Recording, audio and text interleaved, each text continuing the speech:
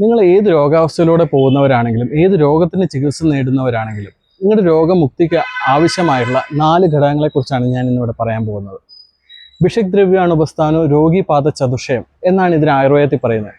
അതായത് രോഗിയുടെ രോഗാവസ്ഥയും രോഗിയുടെ അവസ്ഥയും മനസ്സിലാക്കിക്കൊണ്ട് ചികിത്സാ നിർണയം നടത്തി പൂർണ്ണമായിട്ടുള്ള ഒരു ചികിത്സാ രീതിയെ ക്രമീകരിക്കുന്ന ഒരു ഡോക്ടർ ആ പറഞ്ഞു കൊടുക്കുന്ന ചികിത്സാ രീതികളെ പൂർണ്ണമായും മനസ്സിലാക്കി ജീവിതശൈലിയിലും ചികിത്സയ്ക്ക് അനുകൂലമായിട്ടുള്ള സാഹചര്യങ്ങളിലൂടെ കടന്നു പോകാനും തയ്യാറാകുന്ന ഒരു രോഗി, അതുപോലെ തന്നെ ഏത് തരത്തിലൊക്കെയുള്ള മരുന്നുകളാണോ അല്ലെങ്കിൽ സർജറീസ് ആണോ എക്സ്റ്റേണൽ തെറാപ്പീസ് ആണോ ഇതെല്ലാം തന്നെ കൃത്യമായിട്ടുള്ള എഫിക്കസിയോടും കൃത്യമായിട്ടുള്ള രീതിയിൽ നടക്കുക അത് ആണെങ്കിൽ കൂടെ മാത്രമാണ് ഇതിനൊരു ഗുണം ലഭിക്കുന്നത്. 4ാമത്തെ ഘടകമാണ് ഇന്നത്തെ കാലത്ത് വളരെ റിലവൻ്റ് ആയിട്ടുള്ള ഉപസ്ഥ അഥവാ ബൈസ്റ്റാൻഡർ എന്ന് വേണമെങ്കിൽ പറയാം.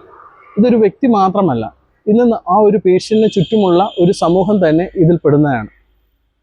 പ്രമുഖനായിട്ടുള്ള ഓങ്കോളജിസ്റ്റ് ഗംഗാധരൻ ഡോക്ടർ പറഞ്ഞിട്ടുള്ള ഒരു കാര്യമുണ്ട്, ഒരു പേഷ്യന്റിന് അവരുടെ മരുന്നുകൾക്കൂടെ ഉണ്ടാകുന്ന പാർശ്വഫലങ്ങളെക്കാൾ കൂടുതൽ അവരുടെ ബൈസ്റ്റാൻഡേഴ്സ് അല്ലെങ്കിൽ അവർക്ക് ചുറ്റുമുള്ള ബന്ധുമിത്രാദികളിൽ നിന്നും മറ്റുമാണ് കൂടുതൽ ഉണ്ടായിട്ടുള്ളത് എന്നുള്ളത്.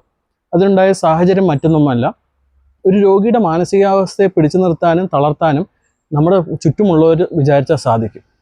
അപ്പോൾ അത്തരം സാഹചര്യങ്ങളിൽ നമ്മുടെ ഉന്നമനത്തിനും നമ്മുടെ രോഗാവസ്ഥയെ വഷളാക്കുന്നതിനും അത് കാരണമാകാനും സാധ്യതയുണ്ട്.